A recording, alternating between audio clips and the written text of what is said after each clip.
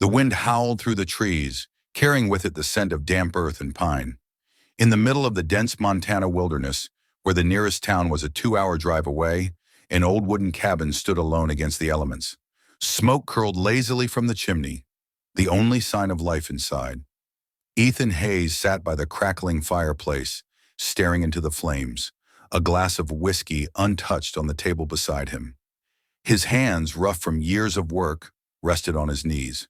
The stillness around him was familiar, comforting even, but tonight something felt different. Then he heard it, a sound so faint he almost thought he imagined it. A cry, high-pitched, desperate, a whimpering sound cutting through the wind. Ethan frowned, pushing himself up from the chair.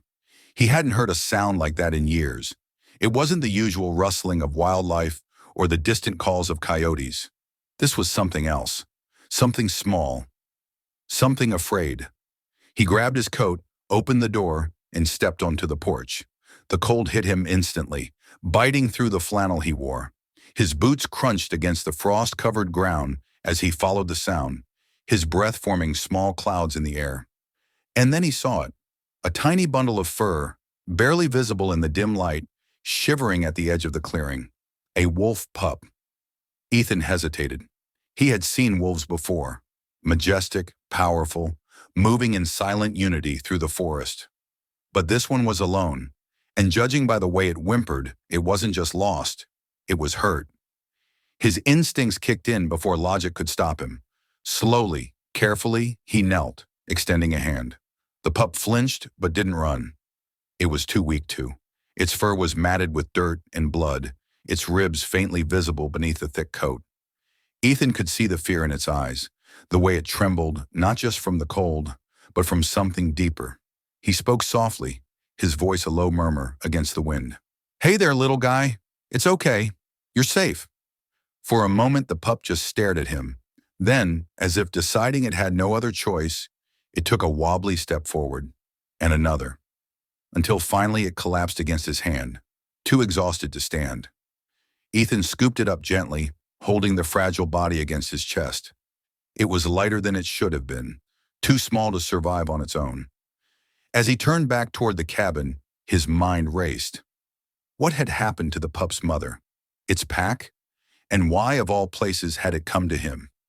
Inside, he wrapped the pup in a warm towel, setting it near the fire. He prepared some warm milk, knowing it was the best he could do for now. The pup licked at it weakly, eyes half closed. Ethan watched, his heart unexpectedly tight in his chest. He had saved lives before, pulled people from burning buildings, carried them out of smoke and flames. But this felt different. This was something fragile, helpless, and something about it stirred something inside him. Something he thought he had buried long ago. The night stretched on, the wind outside relentless, but inside the warmth grew. The pup, though weak, fought to stay awake, its tiny body twitching in sleep. And for the first time in years, Ethan didn't feel alone. The following days passed in a quiet rhythm. Ethan fed the pup, tended to its wounds, and let it sleep near the fireplace. At first it was wary, keeping its distance, but slowly, trust built between them. The pup would follow him around the cabin, stumbling on 2 large paws. It would nuzzle against his legs, seeking comfort. Ethan found himself speaking to it more and more, as if the pup could understand. "You're a fighter, huh?" he muttered one evening, watching as the pup stubbornly gnawed at an old sock he had tossed on the floor. But beneath the small victories, a question lingered. Where had the pup come from? And why had it been alone? Ethan knew wolves didn't abandon their young. If something had happened to its pack, it wasn't something he could ignore. One morning, as the pup slept curled against the hearth, Ethan decided to investigate. He followed the path where he had found it, searching for any sign of tracks, any clue as to what had happened. And what he found made his blood run cold. Scattered across the snow, partially hidden beneath a thick layer of frost, were the remains of a struggle. Blood, fur, the telltale signs of a fight. A pack had been here, but something had torn it apart.